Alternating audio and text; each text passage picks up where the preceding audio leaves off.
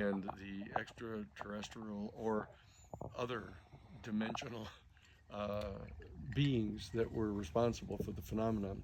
And we have been, through the New Paradigm Institute, have been working on legislation in the Congress to get them to assist the whistleblowers to come forward to talk about this program, et cetera.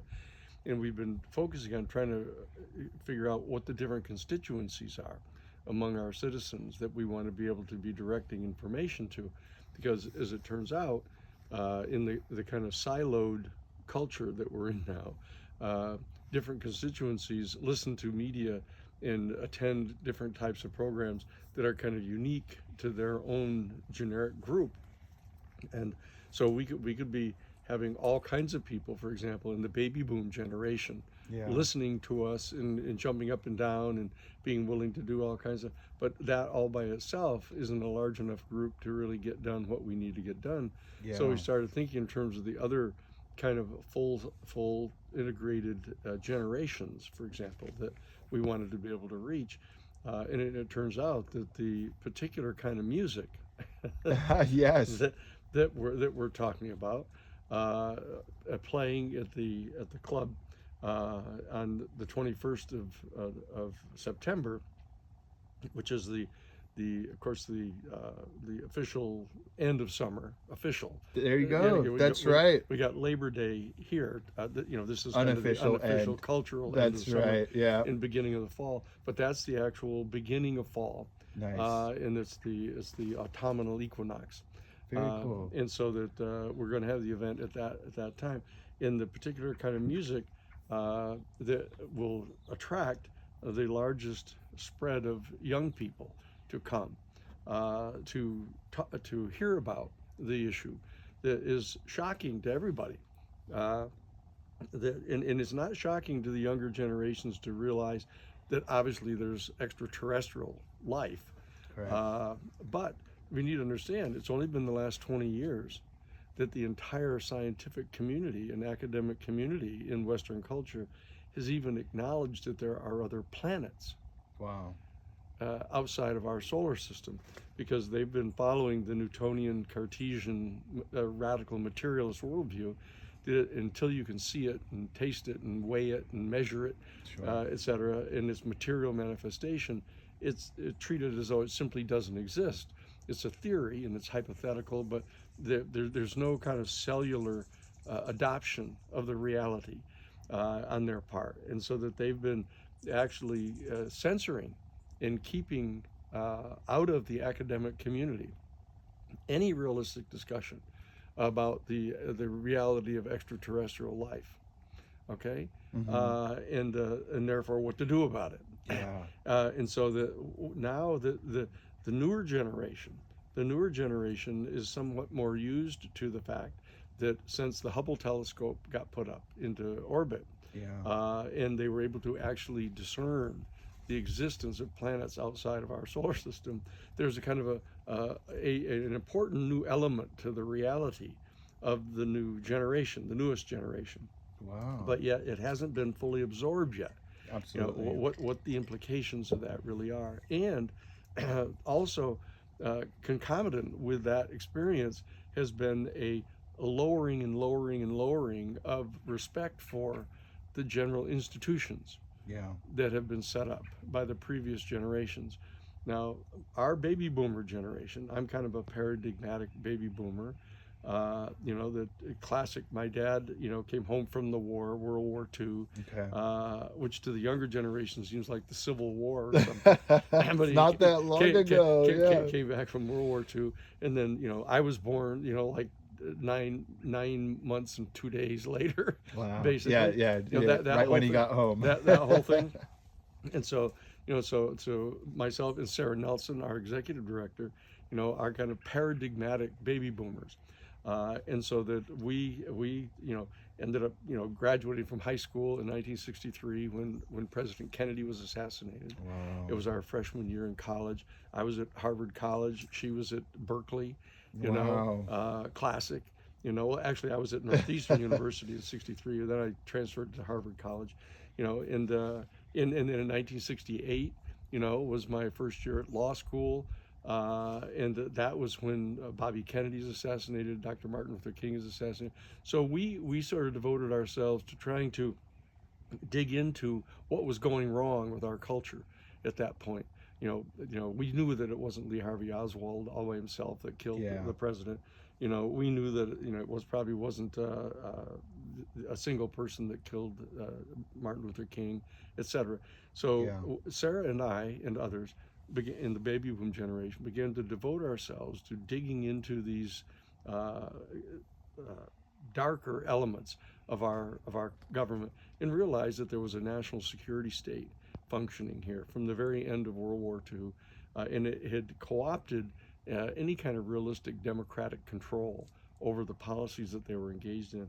So we've played a not insignificant role down through the years in exposing the kind of hypocrisy behind some of the institutions. Not to jettison the institution necessarily in its entirety, but to point out that there's a dark element functioning inside these institutions.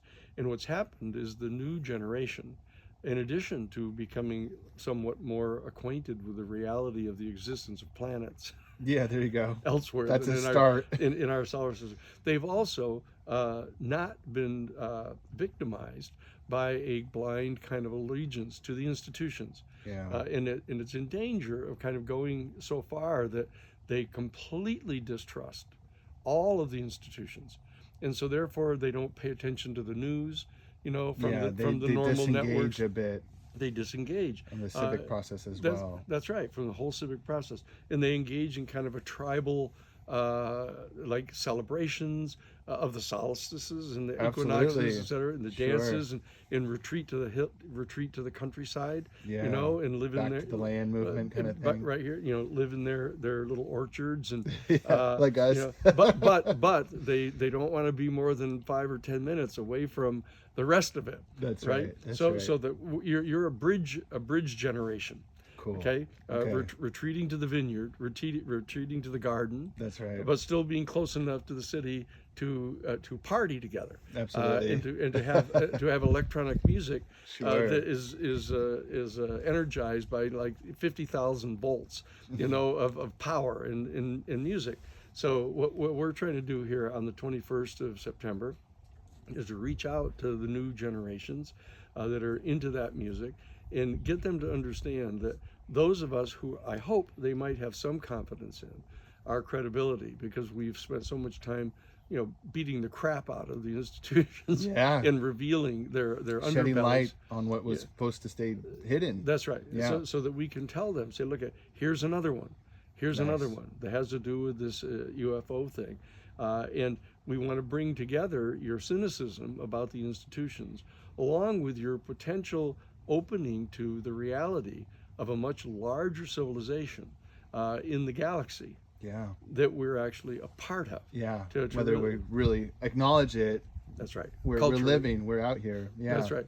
And so we find ourselves very much like the little indigenous tribe, in one of the islands in New Guinea back in the mid 1950s that didn't know the whole rest of the world was there. That's right. And the reality is that their chieftains were totally distressed by finding out that there was this outside world all around them, and went to some lengths to keep them from knowing about it, because they thought that their whole culture would collapse.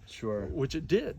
Wow. Okay? Yeah. Some things never are the same after you learn. No, because it turns out that their whole reality system was so parochial and conditioned to the reality that they directly sensorially experienced on their island, that when in fact it was revealed that there was this extraordinarily complex culture all around them on the planet, that their faith in the verities of their reality system collapsed on them, and the culture consequently collapsed. Now, that's the bugaboo that's being waved at us all by the national security state now, rationalizing their refusal to acknowledge to us that they know that there's a really complex civilization that surrounds us in the galaxy. But it's not true. That the reality is it's much more mundane. What they want to do is to be able to capture the technology of the UFOs and utilize it to develop weapons. Jeez. So they Or can patents to and get license. the aerospace corporations want to get the patents and they want to make the money on it, and the military wants to develop weaponize weapons it. so they can establish full spectrum dominance over the planet. Jeez. All for the purpose of, and we have the documents that show this in their own internal documents. Technically, it's the 1992 United States Defense Department Policy Planning Guidance document that we have a copy of. Very nice.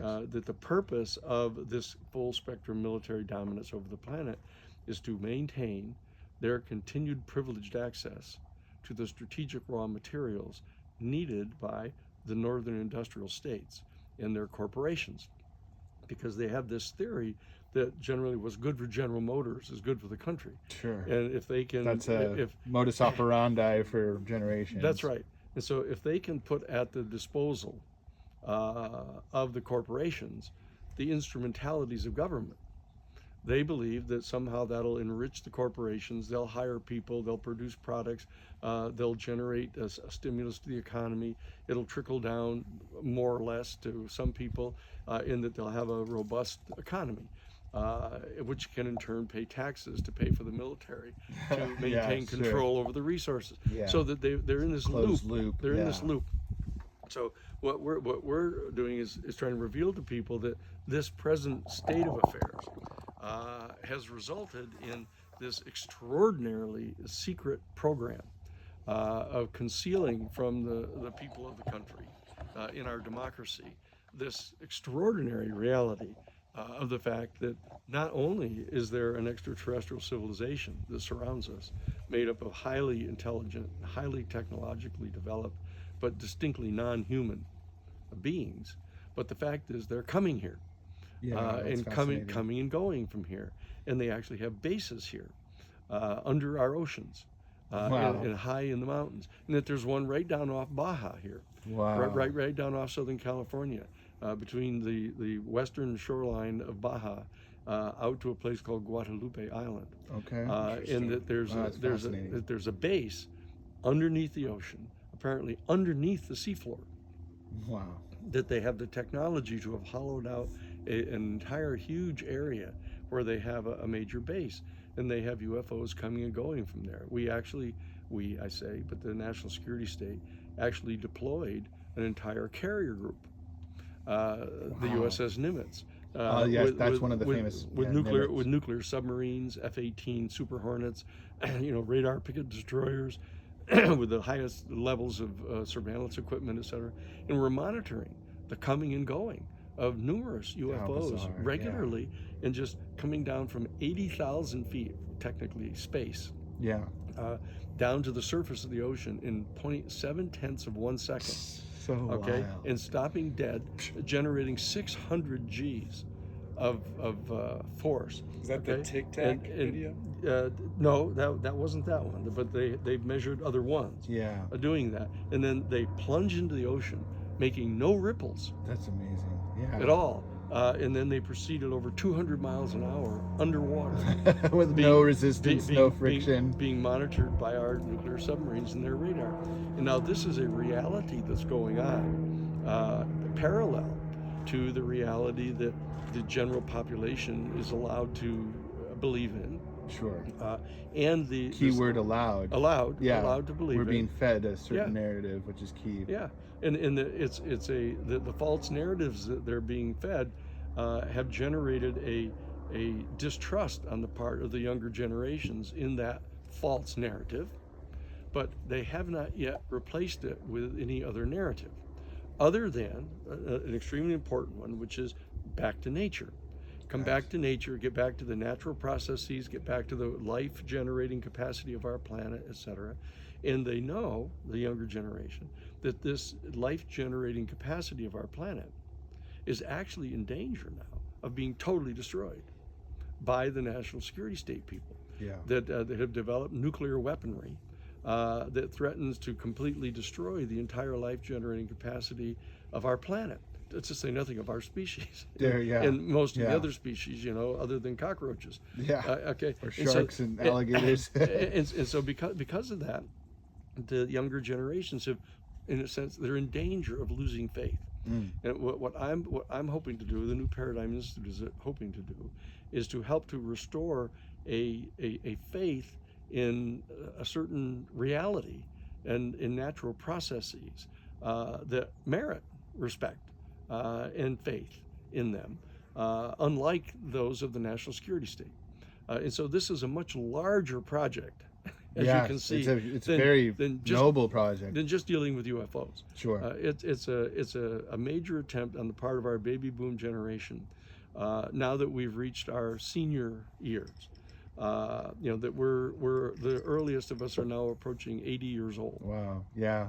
And that what we're going to be doing here is in this second wind that we have, Nice. Now over the big 60s generation, the second wind that we have is that we're going to be not only completing the job of eliminating the blind faith in the national security state as a reality, but be able to help create together with the younger generation a new dimensions of reality that people can have faith in, and that people can place their confidence in, and they can build a future together rooted in this new reality. And in short, the music is an attractor to bring the kids together, and that we want to take an hour of time out of their erstwhile busy schedule. Yeah, sure. To direct their attention to this information. Very nice. Assuming that the record that we've established in doing not only the Pentagon Papers and revealing the deep secrets of the Vietnam War to help bring into an end that war, but the Karen Soakwood case of the people that killed her at the nuclear reprocessing plant, where they were trying to reprocess all the spent nuclear fuel in the nuclear power stations, and the Iran-Contra case, where they were smuggling weapons down to the Contras, to support a right-wing, totally fascist government that was being sustained by the Central Intelligence Agency. Jeez. These various cases that we have done down through the years. That's right. I would hope will establish enough of a credibility in us as the particular messengers of this new faith, that they will listen for at least an hour. Yeah, I think it's a captivating case that an hour is almost not enough. Well, but you can touch. We don't want to impose upon people's playtime. I agree. I think an hour it's beautiful. It's plenty. Yeah. That said, what's fascinating with my little due diligence preparing for this conversation is how deep it goes. Yeah. What you've been working on in collaboration with all these stakeholders and contributors. And Michael, from your perspective, what has inspired you in putting on this new event? We've had shows before, and you're in a renaissance in your professional space too, and thinking about merging and bridging generations. It's good. It's a good endeavor. Well, I've had about a decade plus relationship with his son, Daniel Paul. Worked on different artistic projects, super talented singer-songwriter, multi-instrumentalist. This all kind of came about through some other collaboration with his music, and just the conversation kind of snowballed into wanting to do these events that brought attention to the cause and to the nonprofit. And it's been really interesting through the curation of the whole project. I've been working with Daniel Paul very closely, and then another local event producer, Phoenix Rose. He's been doing shows here locally for about a decade or so. I know he's been very close with some of the other non-for-profit work that they've done, a lot of the Standing Rock stuff. And one of the few people I feel like has really created his own lane here in Santa Cruz, which is just so full of creative, artistic people. This is not just kind of like a new event in a way. It's really kind of like a new style, I feel like, that could happen. These hybrid events where, as he said, it's kind of like the beginning of this event is really going to be this disclosure, to be able to sit down and listen to someone like this that is so intertwined with all of these special interest cases over the years. That in itself is a really interesting event to be able to go and partake in. With the new 418 project, it's a converted movie theater. There's a smaller, very nice seated theater. We're gonna have him in beginning of the evening.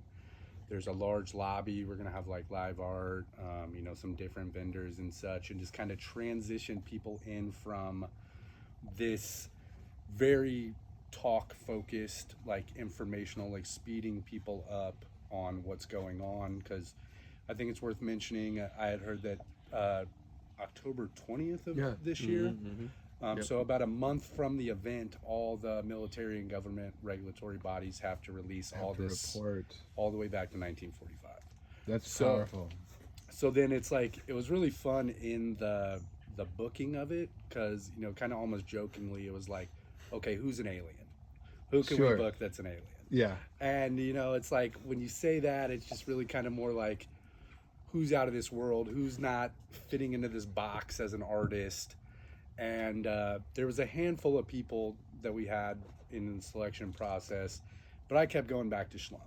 He's a really good friend of mine. I've known throughout the years, been involved in booking and kind of helping him elevate throughout the years.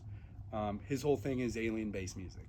Cool. So it's like inspired by these otherworldly sounds and mentality, and he's someone that's really gone down the wormhole of it as well, and is very like knowledgeable about a lot of the stuff that he's going to be talking about in this disclosure ahead of time. And you add in like this other sound element and some really cool visuals, and you just really kind of, like he's saying, there's this baby boomer generation that's very aware of all this stuff and about these wars, but this generation younger than me and you, the attention span is short. Yeah. So you really have to do something unique to capture it and to get them to like really download this other information and not just be like, oh, aliens, cool. Because Sure. it was about a year ago or so they did the whole congressional hearings of it. That's right. And it was just public news, and it's like, you think that's going to rock the world, and everyone's like, okay, what's the next Things move news? fast. What's the next news blip? And they're so forgetful. Like, we forget as fast as we onboard new information as this millennial into Gen Z. It's no, I hear you. And it's also a thing now where it's such public knowledge, and it's no longer something that really makes you seem like a kook. The best example I've been using a lot throughout this whole putting this event together is there's Tom DeLange from Yes. Blink 182. Yes. And I'm sure there's other reasons for the breakup of the band originally, but he was such an outspoken advocate about this being real. And he was out there, and he had the money, and he was putting his money towards it. And it really kind of put him in exile, where everyone was really just writing him off as this kook. They're like, ostracized. oh, there's just this alien guy, and it gets to a point. They've just recently done a reunion, or on a reunion They're tour. on the and tour. Very successful. I'd like to think it has a lot to do with him being able to be like, hey, I told you guys. Yeah. Like, I'm not crazy. This is what's going on. You guys didn't want to believe me. I put all this money towards it. It's real. Yeah. Full circle. And I would like to think that I'm someone my whole life has always believed in that, just because it's just hard to think that in the vastness of the universe, it's just us. It's just us here. And, I clearly don't have this sort of, unclassified answers that he has, but just the open-mindedness of it, and really kind of the embracing of it. Because, Santa Cruz is such a unique energy vortex that feels like it's definitely full of aliens. So it's, you're in a place Keep it like weird. this, Sure. Yeah. and then it's like a lot of the people here are so more open to receiving this information. It's not like we're in some like a Bible Belt state It's that's a going to sit very- here and be like, hey, aliens, that's blasphemous. It's a fertile place to begin this process of bridging the generations too. That's what I think is pretty exciting, Danny, and I commend you on that endeavor. And Michael, what this collaborative effort I think is very timely, because one piece too, this is an election year, but the discussion and the coverage in recent years is bipartisan. You see a lot like Harry Reid and a lot of leaders of both parties speak to this. And I want to go back now because what do you think, Danny? Should we go back to 1945 or 2017 with the New York Times? Well, let's start at 1945. Okay, please. In that, like 2 months after I was born. As it So it's turns your out, whole lifetime is what in, we're covering. in then, right? April. That I was born in April of 1945, and in June of 1945, when they were preparing to detonate the first atomic bomb Yeah. at Yucca Flats, White Sands Proving Ground in Alamogordo, New Mexico. It turns out that the the activity of detonating that bomb, the test site, not the Hiroshima and Nagasaki explosions, but the test detonation. One of the range officers there at the time, who was a young captain in the army, Philip Corso, his name was. He actually took a break from part of the activities and took lunch and went off to the hillside and actually ran into a UFO Whoa. that had somehow been disabled by running into this huge radar systems that were up all around the test see. facility. And it somehow interfered in their navigation system, and they were forced to land. And he encountered them, and and he was astonished to see this craft parked on the ground out in these hills, in between these hills, and he approached the vehicle, and one of the beings got out. Oh my. Wow. 4 feet tall, a large head, big black eyes, Mhm. these oval shaped eyes, etc., and telepathically communicated to him. Now, before I go on with the details of the story, the reason that I'm confident that this is true is because I saw the little 8 millimeter home movie No that way. later Colonel Corso Wow. prepared for his grandchildren to be seen only after he died. That he did Wow. not want to have his grandchildren grow up not Not knowing knowing. He about had to this share thing. the information. And so he prepared this little 8 millimeter black and white home movie for them, which I saw. Wow. Okay. And so that it's one of the nodal points of my conviction that this is all true. And so that he had this encounter with the being that pleaded with him telepathically to please, don't reveal that we're here. Go back and get them to turn off this system that they've got going right now, at least for a minute, so we can escape. Yeah. Uh, Get and, through. and he did it. No way. Yes, he yeah. facilitated. He did. He actually went back and exercised his authority as a range officer to get them to say they wanted to test the whole radar system, to shut it down for a few minutes and then turn it back on. And this vehicle fled. Nice. And it was seen by other people. Other service members. So we know that there was a report that there was some kind of an extraordinarily strange vehicle that just flashed across the proving grounds, and so that they had the record of it, right? So that's where the story starts, the modern story starts. And the bottom line is 2 years later, in 1947, it turns out that the bombing group in the U.S. Army Air Force that had actually delivered the nuclear bombs onto Hiroshima and Nagasaki, the big Enola Gay, that was based at the 509th Bomber Group in Roswell, New Mexico. It was the only place on the planet that had viable nuclear weapons at the time. And this other craft ended up crashing, coming by, trying to apparently do surveillance on that place. Again, ran into this radar stuff and crashed. Bottom line is that and we've got over 100 witnesses now. 100 witnesses. And we're going to be presenting Don Schmidt, who is the kind of the historical biographer of all these people. Nice. He's the definitive sort of expert on this whole issue now. Since what's his head? Stanton Friedman. Since Stanton Friedman passed away.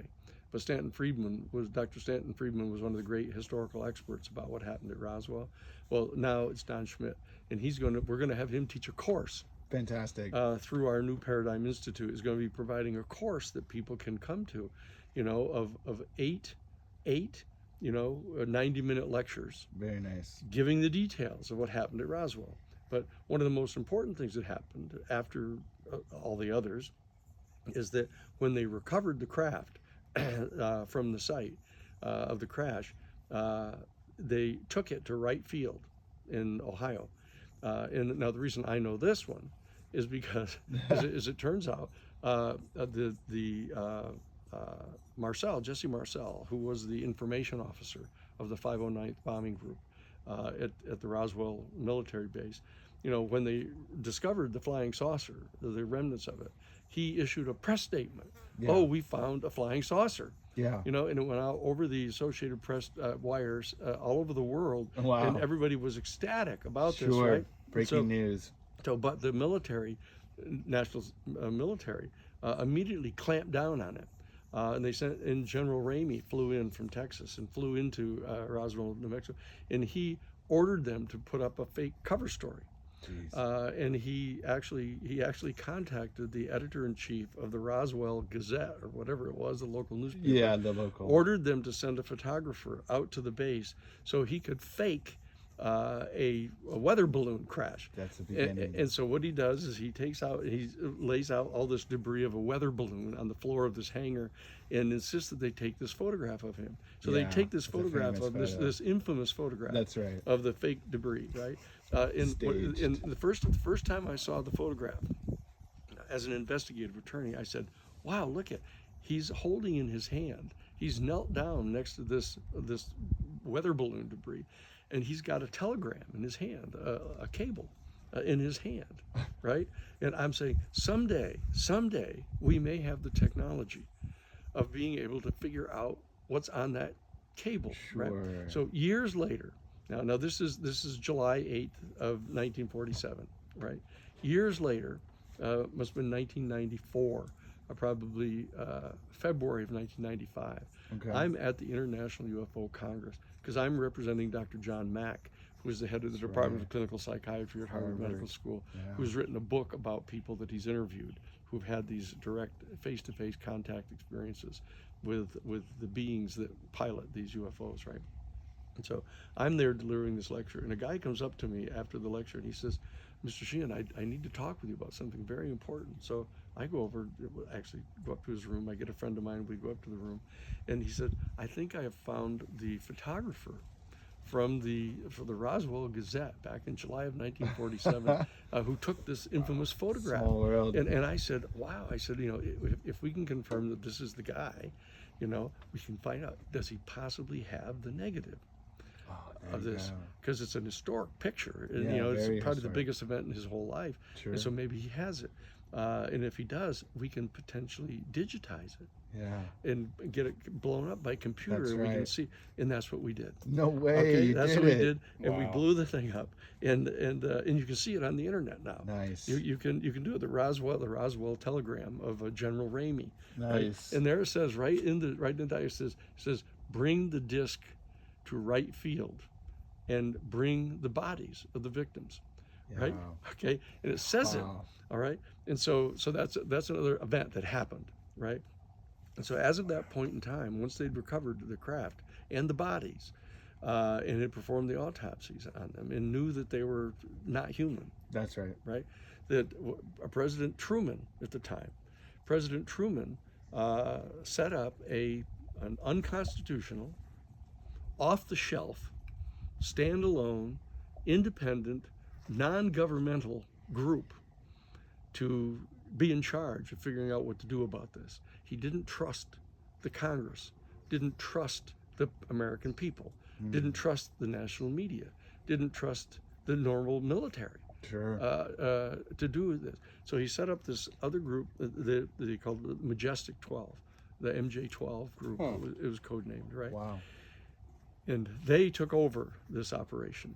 And It's like they the were Men in Black, basically. Yeah. well, not these guys. These guys are high-level business executives. Robert Lovett, for example, who wasn't on this group, but they were high-level business people, high-level experienced military people, et cetera. They put them together.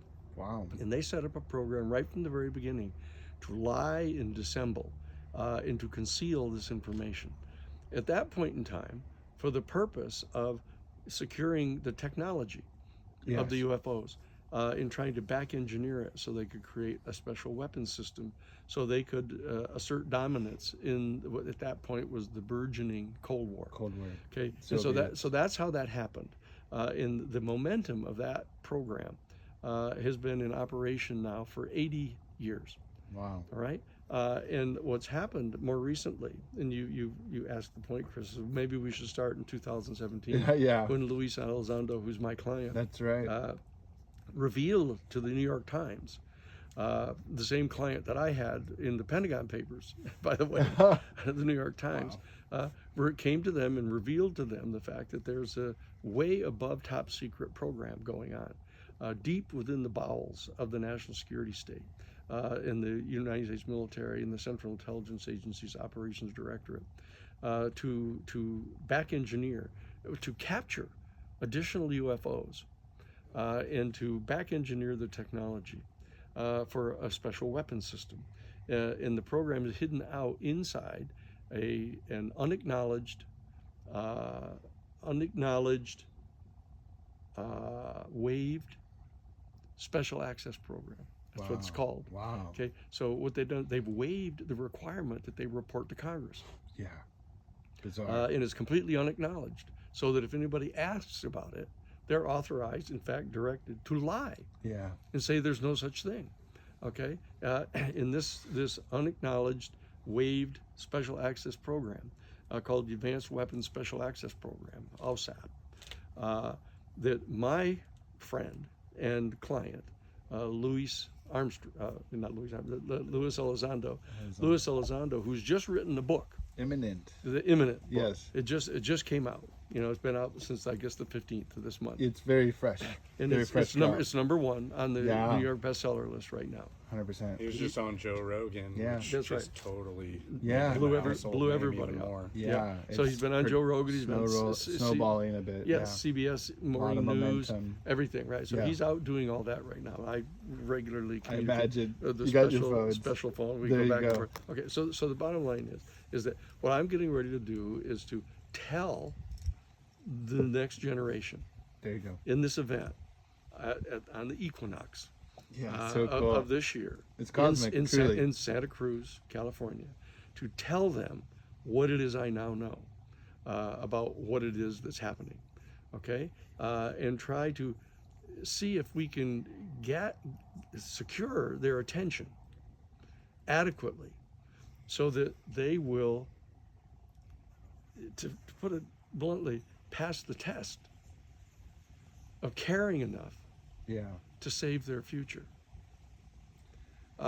It takes initiative and effort to really care. It takes initiative and effort Yeah. to care. Yeah. In the midst of all the hubbub, in the midst of all the other attempt to escape from the bullshit that they're being fed by the national security state and the media, 100%. they've got to, in my opinion, they need to slow their retreat Sure. out of the culture And balance and balance their sense of belonging, and then get back into business of figuring out how we can sustain our culture, not as a separate nation state, but as part of a global culture.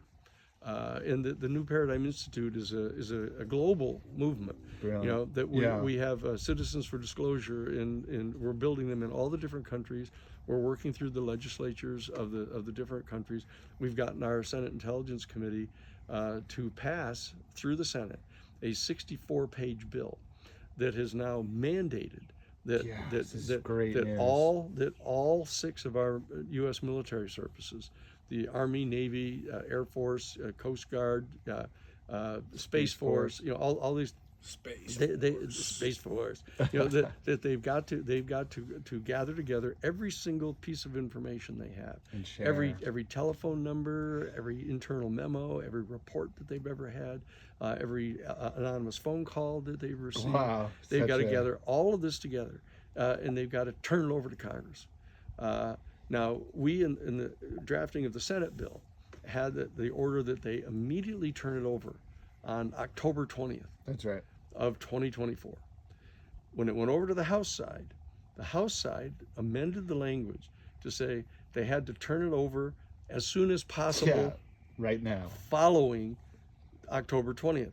So as lawyers, our hair sort of caught on fire when we saw the change of language, because it's one thing to say they've got to immediately turn it over. Oh, I It's see. another thing to say you got to turn it over as soon as possible. you can.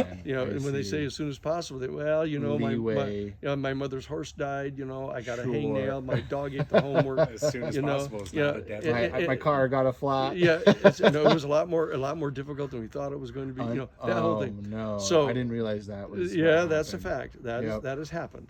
And so that what we're doing is we're all getting ready to gang up on them. Yeah, When on hold them October, accountable. yeah, when on October 20th comes, and they start this kind of Dragging their backtracking. feet. That what we're going to do is we go back to the Senate and we get the Senate to pass a special bill, handing it over to the House of Representatives, demanding that they change the language back Nice. to doing it immediately. Yeah. Okay? Because the Senate Intelligence Committee and the House of Representatives have to get their hands on this information because they need to know what to do about it. That's right. And as of right now, they don't know what to do about it because they don't really know what it is. Yeah, the full scope of it. Okay? And so that's so what we want to do is we want to enlist the young people who come to the 418 club that night on November 21st. We want to enlist them as volunteers. Nice. To help get this to happen, to prepare for being first thing to find out about October 20th. See what happens. Which they don't know. Yeah. Pay No one attention knows to it. about that. Yeah. And when they see that what might ostensibly happen doesn't happen, what they're going to do about it, and that they've got to reach out horizontally to the rest of the people in their generation. Yeah. Now Public outcry. I'm going to Yale on the 25th. I fly to Yale. Where we're going to do a teach-in Good. at Yale University. Fantastic. We're going to do one at Ohio State University. Nice. We're going to do one at Buckeyes. Tulane. And we've got actually in Florida. There's a high school assembly that we've actually Oh, gotten. cool. we've actually How gotten- fascinating. We've actually gotten the principal of the school to have a high school assembly where Fantastic. we can appear and tell the kids at the high school level what's going on. They're very savvy. That's exactly They're right. involved. That's exactly right. And they're going to be Something voting else- soon. Something else that I heard in an interview that you did that I thought was really interesting. I was just trying to explain you to someone that wasn't aware of, who you are and everything you've done. And it was in regards to the disclosure, and you had mentioned something about reaching out to all the heads of the religious denominations. Oh, yes. Because to me, I feel like that spans the country borders so much. And when you think of it in those terms, here's these people that believe in these the higher power and the God created this whole universe, Yeah. not just the planet. So it's That's I've right. always been interested kind of to follow up and see who was reluctant to have that conversation, who was more like accepting and open-minded in it.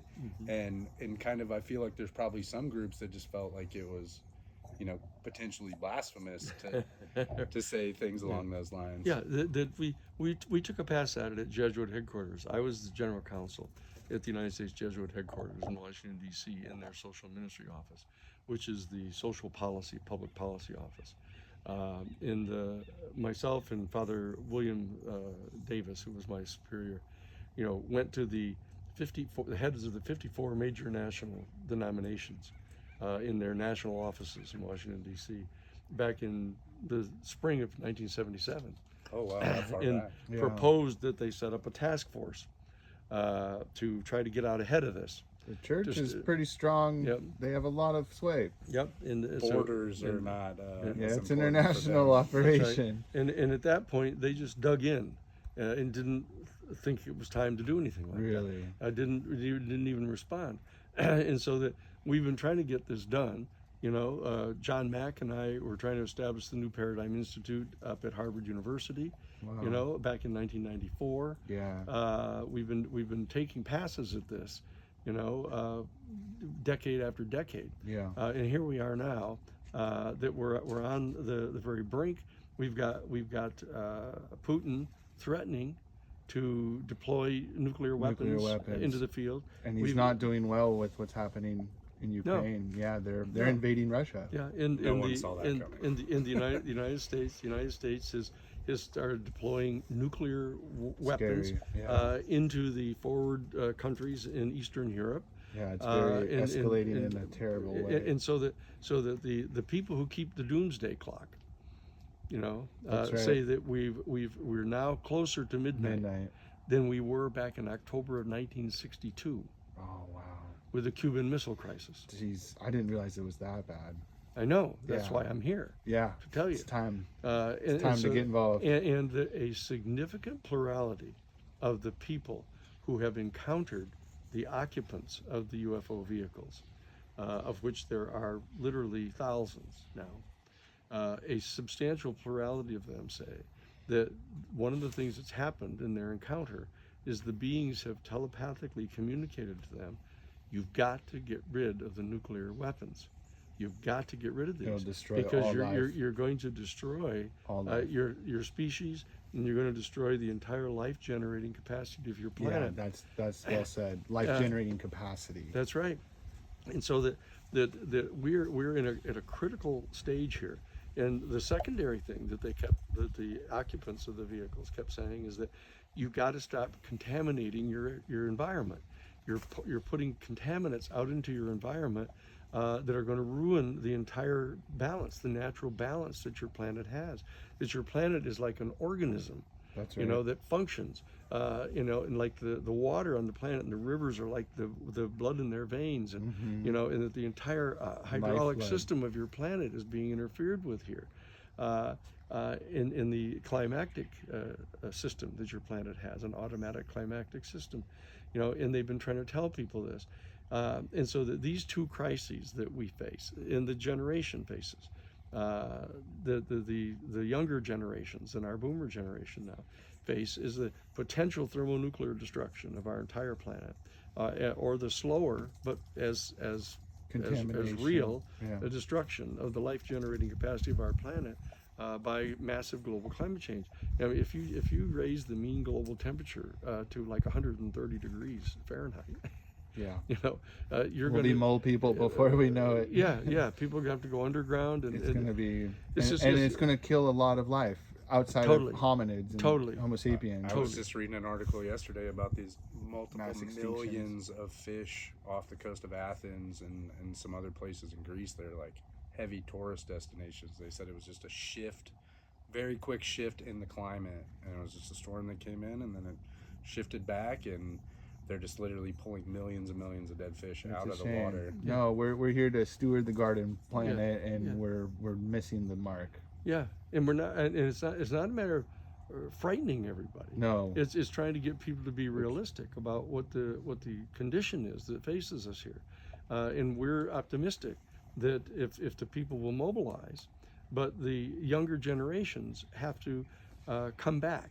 Yeah. Come back. Not disengage. Don't disengage. Don't just retreat to the garden. And there's a song that Jackson Brown I love Jackson Brown. has written called "After the Deluge," which I would recommend to people, talking about the young people, gathering and retreating to the countryside to escape from the hypocritical culture before the deluge. Because Yeah. it is going to reach into your garden. That's right. You're not going to be able to escape this. We need each other, and one thing I've learned, all politics are local, so if something feels hopeless on a global scale, you can start in your community. You can start with paying attention, educating yourself. In order to make a shift, you have to at least have the courage to address what's wrong.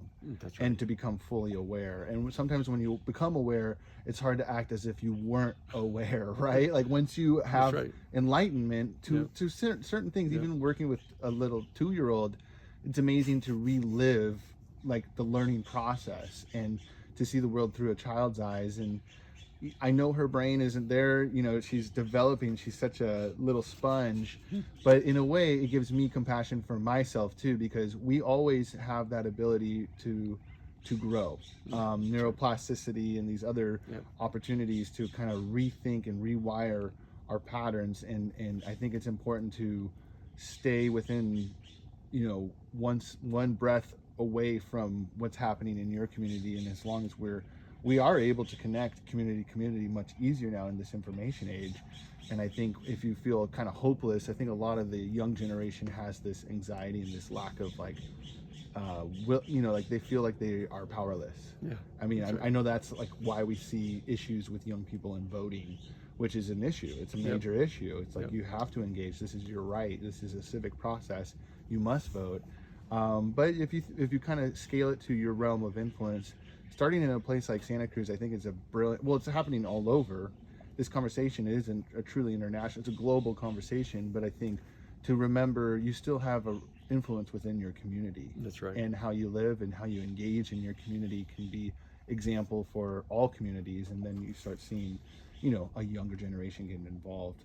There's That's like right. even within the millennial and watching my wife's younger brother, we're maybe less than 10 years difference in age, yet it feels so different. Like Oh yeah. just When you get to the edges of each generation, it's very different, real. and It's there's this very stark contrast even in like the social patterns or behavior. Like I'm trying to think about what I was up to at 24 compared to what he's up to. It's quite a stark contrast. Yeah, that's right. That's true. It's something to consider. And so even though we're close in age, they're almost in a whole nother, they grew up in a whole different way than That's me right. out in rural, El Dorado County and, Northern California. That's right.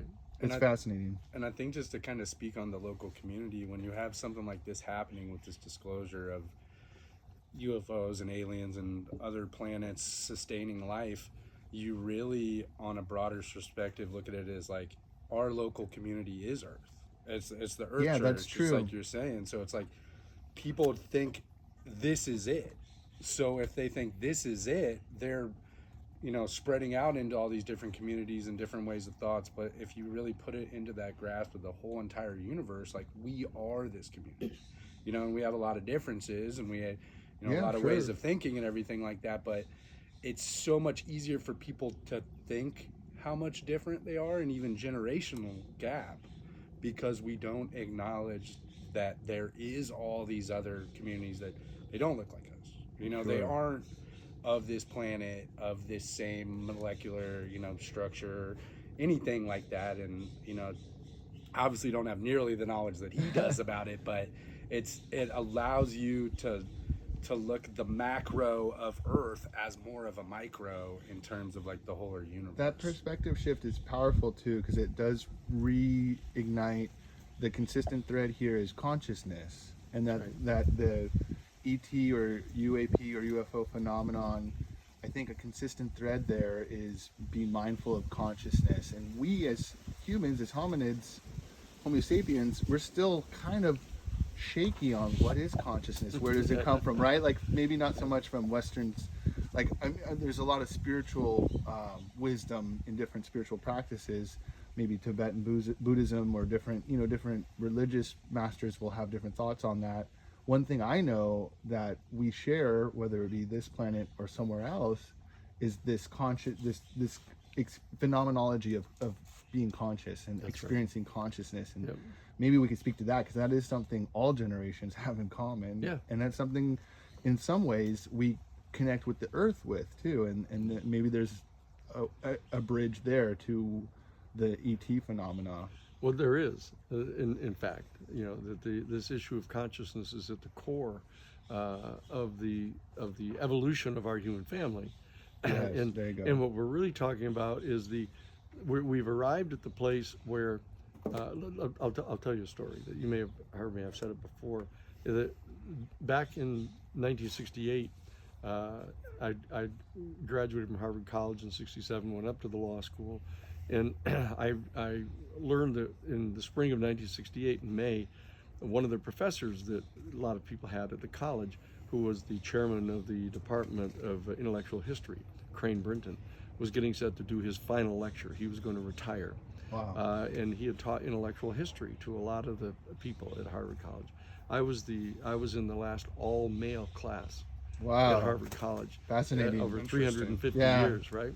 Yeah. So we were right at this bridge. Yeah, a shift. In that he was going to be delivering his final lecture, and he'd been asked to talk on the question of what the single most important intellectual insight was that he had encountered in all his 50 years of studying intellectual history in his final lecture.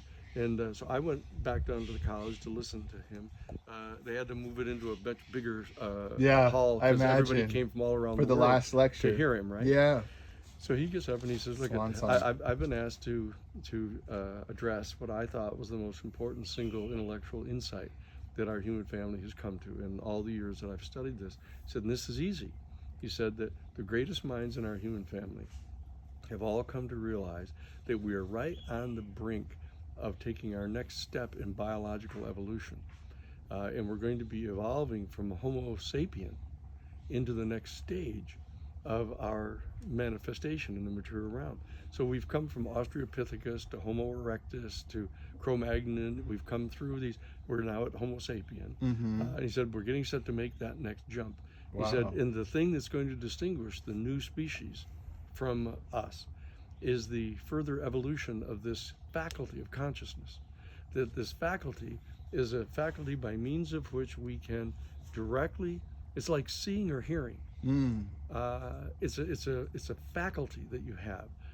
It's not something you don't pass it through your brain to have to say what you're seeing. You experience it directly by having a tactile, direct experience of a particular electromagnetic frequency. Of light. Yes. Same thing with sound. That's right. You've evolved over millions of years. Our life forms have evolved a complex hearing system that is able to directly, experientially, sensorially respond to a given electromagnetic stimuli. Yeah. Sounds like an acid trip, right? Yeah. So the bottom Poetry. line, I love it though. So the bottom line is, he said that we are evolving a new faculty, and this faculty will be able to directly and experientially, like seeing or hearing, directly engage the vibrational frequency of the phenomenon that bonds every single ultimately irreducible integer of matter in the entire universe into direct bonded harmony with each other. Wow. He said, and by dint of this experience that you have, like seeing or hearing, you will be able to know, to be able to distinguish conduct, both individual and collective, of our human family that is either harmonious with or disharmonious to the natural order of the universe. Wow. Okay? And he said, what a lecture. He said in the spring of 1968, he says, and that's why I think so many of you young men have refused to go fight in this Vietnam War. He said. Yeah. That's what he said. Closed the book and walked away. And that was the last lecture he ever gave. What a powerful lecture. So that thing is happening right now.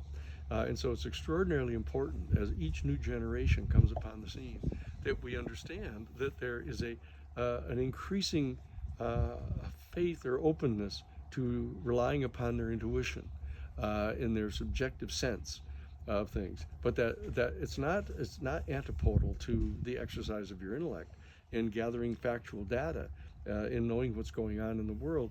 So this experience that we're going to have together on this equinox here in Santa Cruz is going to be very, very important, because it's a test in a way of whether this community of young people can in fact hear and absorb the seriousness of what we're talking about, and step back and take a little more time out of their playing, a little more time out of their festivaling, and come back the 5 minutes from the garden into the village of Santa Cruz. There you go. To engage with all of us, so that we can figure out the new paradigm, how we can figure out how to readjust our culture.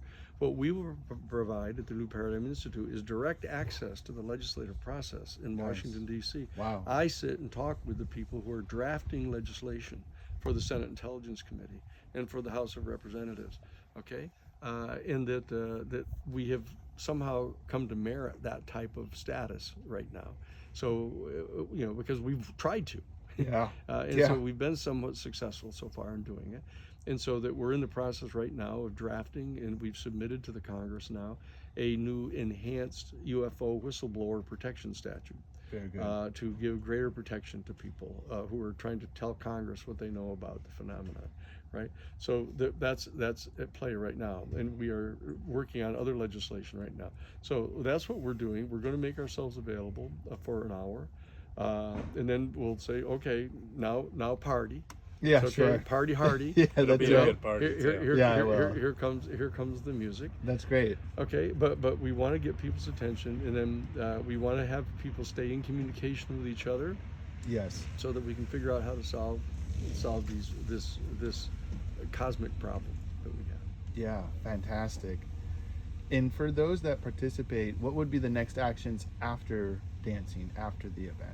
What they would do is they would go to their phones, Yes. and they would hook up to the New Paradigm Institute, Good. and they would become volunteers. There you go. We have over 750 volunteers now. Nice. You Nice. know, and what we're in the process of doing Yeah. is we're going to be going to try to get a couple grants so we can get a person to coordinate all Brilliant. of the volunteers.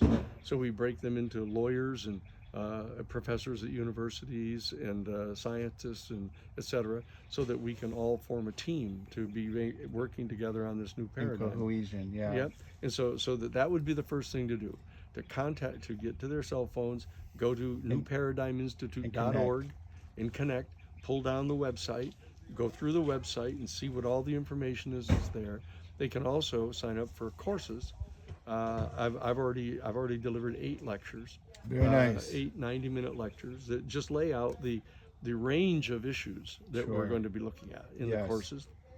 And then they can sign. They're not usually in a condition to be able to make large contributions yet, financially, but There may be people out there that are. there may Yeah. there may be, and so that too, of course. But the actually volunteering of their time and energy as volunteers. That's what's important. That's the key part. I agree. To get on board, to come People on power. board.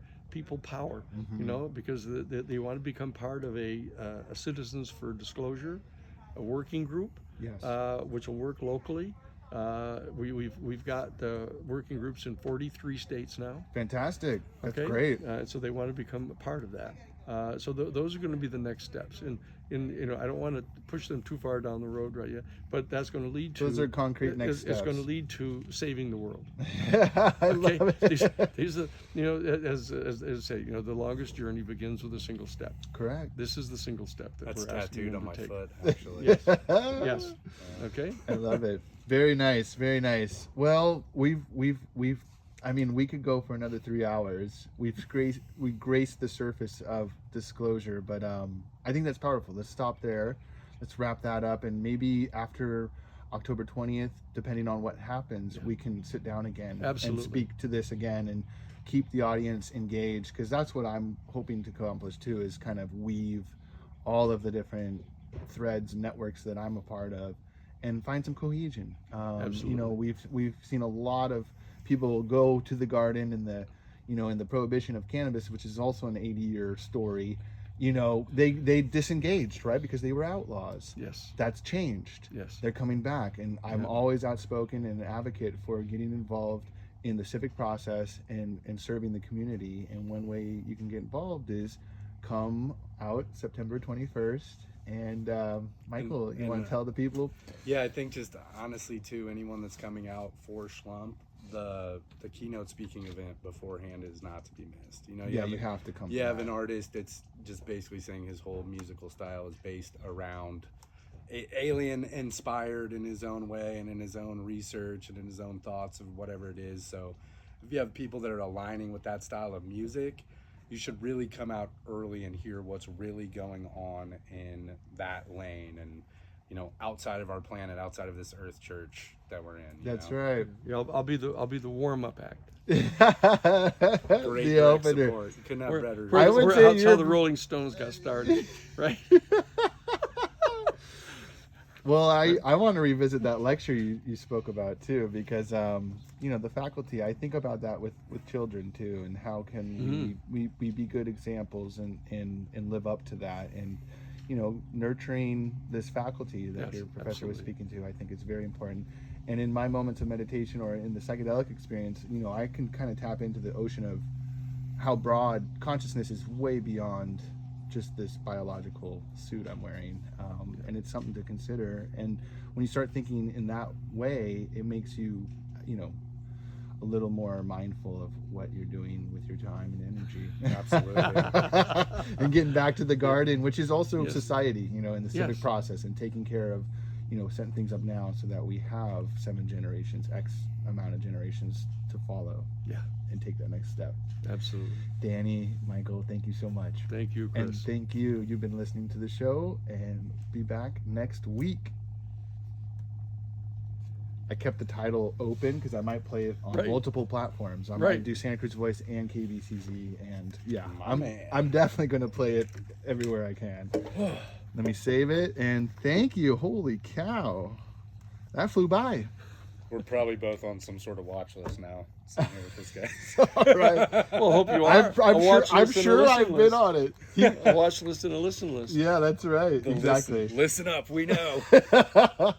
I think being outspoken about cannabis before legalization, I've been on a list for quite some time. Yes, It's sir. all right. Oh man, I totally meant I'd to be say, disappointed if I wasn't on the list. because for some reason I thought this was Cannabis Connection, but when it was Earth Church, if it was Cannabis Connection, I was going to be like, yeah, I used to just be like, oh, this guy's smoking too much weed, thinks he saw a UFO. Totally. I mean, yeah, it will be probably played on both. I'll probably play it on Cannabis Connection as well. But the radio is going to be great because that's just broadcast. Radio's cool. Yeah, it's classic. Radio's cool. Yeah, I love radio. That's right. Can I get you guys anything else? This No, was my man. pleasure, and I'm so happy to make the connection and make your acquaintance and friendship. And Yeah. I'll try to be there. We're supposed to have a baby in the next couple days, but Yes, I'll try well. to make the 21st. Well, What sort of yeah, good Trey. weed? What sort of good weed? Bring, do you bring have the sitting baby. around? Bring I the absolutely baby. know. Bring the Bring baby some to the weed. talking part. The music may be a little overwhelming. Thank you, Danny. That was fantastic. I'll definitely come for the lecture. Yeah. I'm looking forward to You that. should come check out his band sometime too, Ancestry. Ancestry. Amazing reggae Yeah, band. Ancestry. I Based saw in the that. local band. I yeah. saw that advertised. Yeah, we're around town. We've been playing every weekend since 2010. Been in Santa Cruz playing music for some time. I got the grapevine. All right. Okay. All right, thank you so much. I'm so glad this worked out because I got another show at 5 o'clock. This is better than